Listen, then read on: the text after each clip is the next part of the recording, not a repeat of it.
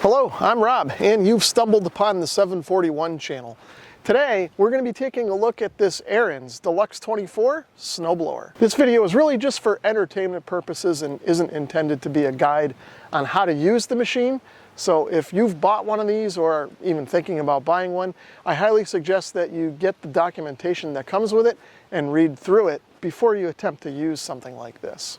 Now, I'll also mention that this machine is almost new. I actually bought it from a coworker who bought it at the end of last season and really only used it once. And you'll see once we get the camera in a little closer and take a good look at the machine, it has absolutely zero signs of ever being used. So for all intents and purposes, it's pretty much new. So now let's take a closer look at the machine and see what features and functions that it has. It goes without saying, but I have to say it anyway. If this machine were running or had the potential to even start running, you'd never want to be in front of it like I am right now or stick your hands anywhere near it. Otherwise you'd lose your fingers or your appendages or even your life. So we'll start off taking a look at the business end of the machine first. As you can see from the sticker, this is a 24-inch wide throat and it's about 20.5 inches high from the ground to the bottom of the lip here. If we look at the auger, you can see it's got some sort of teeth on it to help break up that hard-packed icy snow. And you can see that there's two independent augers here, each with its own grease fitting right here. And of course there are shear bolts here in case you run into something that stops these. Those will give way first and save the machine. There are two spare shear bolts up on the top. We'll take a look at those in a little while. In the middle, you can see there's a pretty beefy sized sort of transmission or differential box to help get power from the main shaft over to the augers here. And it's mounted up to the body of the machine with this sort of double bracket right here.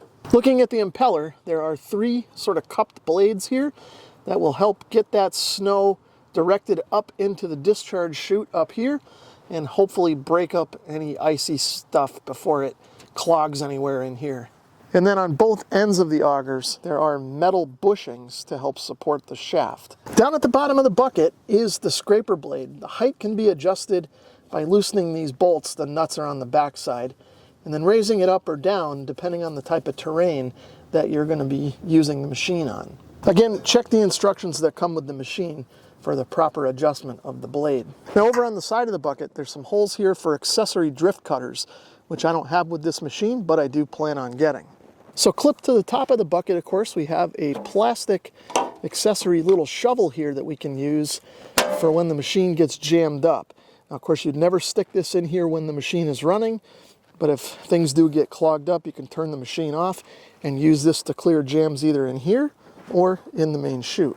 Now, speaking of the main chute, you can see that it's made all entirely of metal, and then down here the throat is 5 inches in diameter. The top of the chute is hinged and connected with a cable, so it can be adjusted up here from the control panel without having to go over here and loosen or tighten anything. Clipped up top here, as I mentioned earlier, there are some spare shear bolts for the auger. Now, taking a closer look at the engine, you can see that this is the Ariens AX254cc engine. It's got a single piston overhead valve here.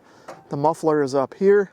Choke and throttle controls are here. There's a primer bulb and safety key here and on-off switch here. Now, this unit is equipped with an electric start, or you can use the pull handle. And then right here is also a fuel shutoff, so you can turn the fuel off when you're not using the machine. Down here, of course, is the electric starter. And then up over here, of course, is the oil fill and level check dipstick. Up top, we've got a metal gas tank with sort of a locking gas cap, almost like on a car. If I open it up, you can also see there is a fuel strainer in here as well. And then just one thing to mention about the fuel types.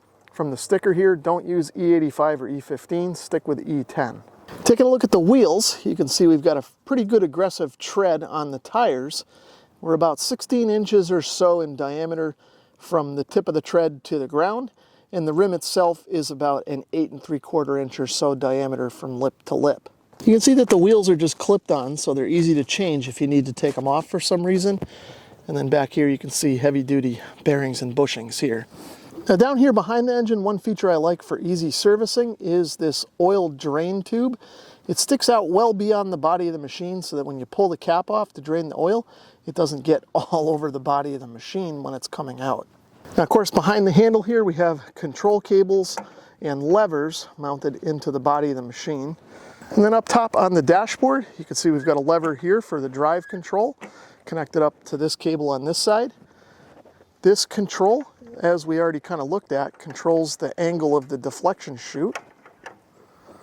This lever here is the speed control. You can see there's 6 forward speeds and 2 reverse speeds.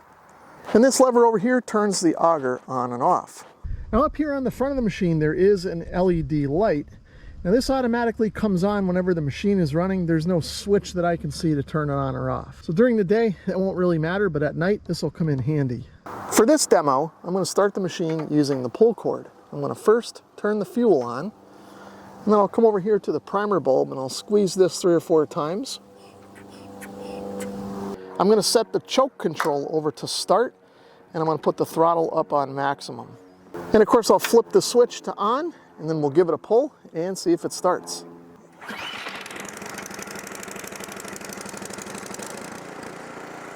Since it was warm out, I immediately turned the choke to run. I'm going to start off on first gear and we'll try it out. Now we'll go to second, third, fourth, fifth, and sixth, top gear. Now we'll try reverse 1 and reverse 2.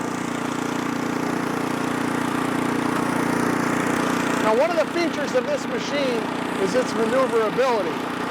I'm in third gear, and if I just barely pivot, everything turns on a dime.